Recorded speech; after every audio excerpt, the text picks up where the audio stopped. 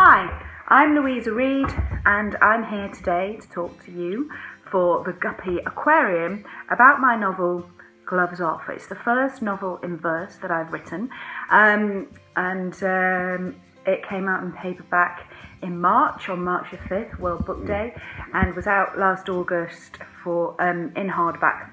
So I'm going to tell you a little bit about Gloves Off, what inspired me to write it, and what the story entails, and read a little bit from the book, and hopefully you'll like the sound of what you hear. So Gloves Off is the story of Lily. She's the classic underdog. She's somebody whose life is really tough. She's having the most miserable time at school, bullied by Aidan Vane, your kind of nasty, cruel, big, loutish thug who follows her and menaces her in a very physical way. And she's also bullied by the girls who, some of whom have the audacity to call themselves her friends, and they bully her in a different way. They leave her out, call her names, bitch about her behind her back, trick her sometimes, just to make a fool out of her. So at the start of the story, Lily's in this situation, this really tough, dark place, and she has to, the book's not really about just suffering and misery, it's about rising up and fighting back from that place. As you can see from the front cover, the beautiful bright red boxing gloves. Lily's dad comes up with a plan, and he decides, well, if you're going to change your life, why not through learning a sport? And I chose the sport of boxing because I thought it would be really interesting to feature a story with a female girl boxer. So I'll tell you a little bit more about that and why I chose boxing as well in a bit too. But first of all, I'm going to read a little bit from Gloves Off, from the very first chapter. Well, it's the first verse, really. Before I do that, at the start of the book, as you can see, there is this little epigraph, and it's from Rocky. Rocky is, of course, one of the most famous boxing films there is, and I have very fond memories of watching Rocky when I was a kid and really getting involved with the excitement of Rocky's rise, how he is tough and he trains and then of course is victorious. So he's another underdog, a bit like Lily, who at the start of the Rocky 1 is just going nowhere. I think he's a debt collector and his life's, pretty down, but then he rises up. And I've put this epigraph at the front: going in one more round when you don't think you can, that's what makes all the difference in your life. And I suppose that's what the story is about, really, going in again and again, even when you've been knocked down, even when life seems so tough and hard, picking yourself up, starting again, being resilient, and finding it in yourself to have that power, to believe that you can succeed no matter what. And as I've said before, this cover tells you a lot about that. It says here, everyone deserves a fighting chance. The feeling that all people, no matter where they're from, who they are, what they believe in, their faith, their race, their religion, their sexuality, how they look, their social status, everybody should be treated fairly. It's a book, I think, that's about justice in many ways, and making things right, setting the scales a little bit more equally. So the first verse, it's a novel in verse, the first novel in verse I've written, and I absolutely love writing in this way now.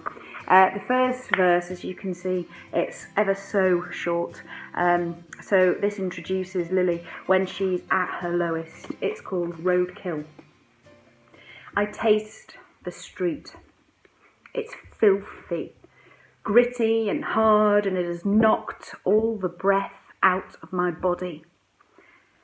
Slam low, I grope for my bag, stinging shame in my palms, on my knees and my chin. I don't get up. I stare at the ground. Something in my eye. Rescue. Waiting for the thunder of feet to fade, for the taunts to be swallowed by the blare and shout of traffic. Who finds me? Who scrapes me off the street and helps me home? Oh God, how long did I lie there? I don't like to be seen and like that, spotted at my worst. I like to pretend that no one knows who I am, that I'm hiding well, hiding here in front of you, invisible, nevertheless. But when you're down and out, knocked on the ground, crumpled, it's clear that someone put you there and that you didn't fight back, too weak, too wet.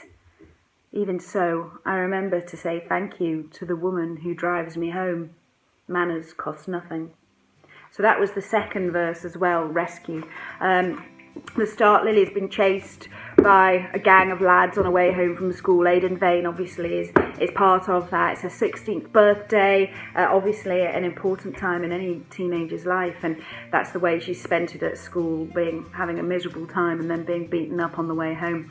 But she gets driven home, and she feels this sense of self-loathing, as I think you can hear from that first few sections when she says, I don't like to be seen and like that, spotted. She wants to be invisible, she wants to disappear, she wants to take up as little space as possible. Feelings of shame and misery about her situation and who she is and what she looks like. And it's a story about body image and the pressures that young people face regarding the way they look, that come from peer groups, from the media, from everywhere really, and this kind of message, if you don't look the right way, well then you're not worth as much as somebody else who maybe is more stereotypically attractive. So Lily has to overcome those feelings as well of self-hatred and fear of who she is. I think that despite the fact that it's got a lot of serious themes to it, this book is a positive, hopeful book with a message of resilience and strength, and that we are all capable of great things no matter who we are, if we have the people around us who believe in us, a team who can help us get by. And Lily's mum and dad, they really are her team, especially her dad, as I mentioned, who comes up with the idea that she could be a boxer, she could achieve great things if she tries. So it's a really short read. You'll whiz through this novel in a couple of hours. I write books, the kind of books that I like to read, books that are immersive, books that are exciting, books that make your heart pound, books that make you feel for the characters, that make you cry, make you cringe, make you ache. I like a book that really strikes to my feelings and emotions, but also one where I can't stop turning the pages. And your classic book, well, maybe, I don't know how many words has Harry Potter got in it, maybe a book one, maybe 70, 80,000. I think they got bigger and bigger the more she wrote, but this novel has, I think, about 30,000 words in it. It's a really quick read, but not any the less impactful for that. So I hope you like this short introduction to Gloves Off, and I hope that you might give it a try.